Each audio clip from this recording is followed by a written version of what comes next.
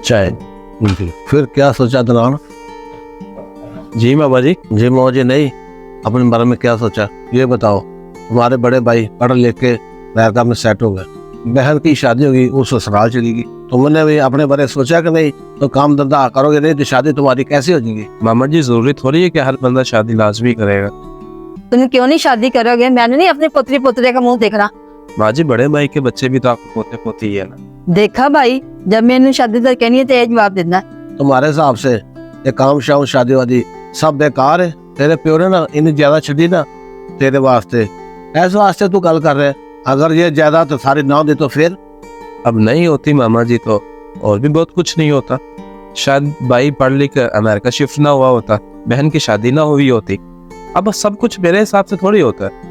क्यों तुम पागलों जैसी बात करते हो? माँ बाप अपने बच्चे को पढ़ाते लिखाते हैं और लायक बनाते हैं और उनसे उम्मीद रखते हैं बुढ़ापे में माँ बाप का सहारा बने, लेकिन तुम अपने माँ बाप की कमाई पे बोझ बने हुए हो। बोझ? सही लफ्ज इस्तेमाल किया आपने मामा जी। माँ, क्या आपको भी मैं इस घर में बोझ लगता हूँ? बेटा, तुम मेरे कहने का मतलब नहीं समझ रहे हो? अब समझने की क्या जरूरत बाकी रहेगी मामा जी, मतलब तो साफ है। आप मुझे एक बात और समझाइए, अगर वाकई ही बच्चे पढ़ लिख कर माँ बाप का सहारा बनते हैं तो बड़े भाई पढ़ लिख कर शादी करके क्यों अपने बीवी बच्चों के साथ अमेरिका शिफ्ट हो गए? और यहाँ तक कि अब्बू जी की वफात पर भी उनको आने का टाइम नहीं मिला, 2 दिन बाद आए, जबकि उन्हें पहले ही पता था कि अब्बू की तबीयत बहुत खराब है, डॉक्टर जवाब दे चुके हैं। एक बात आप और समझाइए मुझे कि आपने भी तो अपने बेटे की बड़ी धूमधाम से शादी की थी ना, तो क्या हुआ? शादी के 3 दिन बाद ही वो अपनी बीवी को लेकर अलग हो गए। आज भी जब आपकी तबीयत खराब होती है तो आपको किसकी याद आती है? मेरी ना। और 2 दिन पहले जब माँ का ब्लड प्रेशर रात को 3 बजे बढ़ गया था तो कौन था इनके पास? मैं था ना। और रात को 3 बजे माँ को अस्पताल लेकर जाना पड़ा।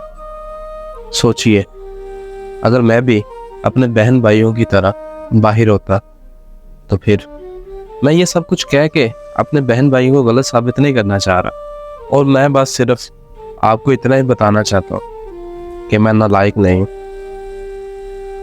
और शादी करके काम धंधा करके अगर औलादें इस तरीके से ही माँ बाप से अलग हो जाती है ना, तो मुझे नहीं करनी शादी, मुझे नहीं करना कोई काम।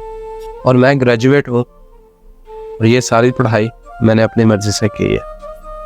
और रही बात मामा जी काम धंधे की, खेत में सब्जी उगाता हूँ, घर के सारे काम मैं करता हूँ। अगर ये सारे काम के लिए हमने कोई नौकर भी रखा होता तो 20-25 हज़ार तो उसे देना पड़ना था ना। और अपने बाप की जायदाद से इतने पैसे तो बचा ही रहा हूँ ना। अपने भाइयों की तरह अपने घर से दूर तो नहीं रह रहा। और एक और बात बताऊँ मामा जी आपको, कभी कभी ना पैसे से ज़्यादा हाथ पे रखा हुआ हाथ तबीयत में ज़्यादा बेहतरी लाता है। और ये सब सोचने के बाद अगर फिर भी मैं नालायक हूँ ना, तो मुझे अपनी माँ का नालायक बेटा होने में कोई शर्मिंदगी नहीं, चाहे ठंडी होगी दूसरे इलाकों। और मामा जी होते हैं मेरे जैसे कुछ निकम्मे लोग जो अपने घर वालों का साथ कभी नहीं छोड़ते, चाहे बाहर वाले उसे जो कुछ मर्जी कहते रहे। जी तो दोस्तों, वीडियो आपने देखी। इस वीडियो को बनाने का मकसद ये है कि इंसान को कभी भी कमतर मत समझे। हर इंसान की कोई ना कोई वैल्यू है। ये बात सच है कि तालीम हमें बहुत कुछ सिखाती है, लाजमी नहीं कि वो आपको एहसास जिम्मेदारी भी सिखाए। कभी कभी आपके अनपढ़ बेटे भी आपके पढ़े लिखे बेटों से ज्यादा आपका ज्यादा एहसास करते हैं, आपकी ज्यादा कदर करते हैं और आपको ज्यादा रिस्पेक्ट देते हैं। तो दोस्तों, उम्मीद करते हैं कि आपको हमारी वीडियो में दिया गया मैसेज समझ आ चुका होगा। अगर आपको समझ आ गया है तो कमेंट्स करके लाजमी बताइएगा। अगर आपको हमारी वीडियो पसंद आई है तो इसको दूसरे लोगों तक लाजमी शेयर करें। हो सकता है आपके एक शेयर करने से किसी की भी सोच बदल जाए। शुक्रिया।